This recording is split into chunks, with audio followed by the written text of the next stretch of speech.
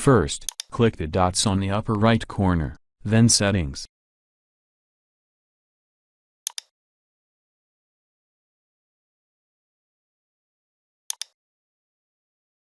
Scroll down, then click Advanced.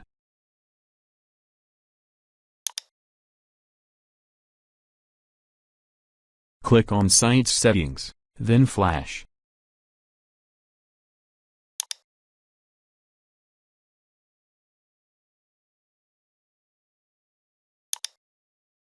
Tick this button, then click the blocked Flash player.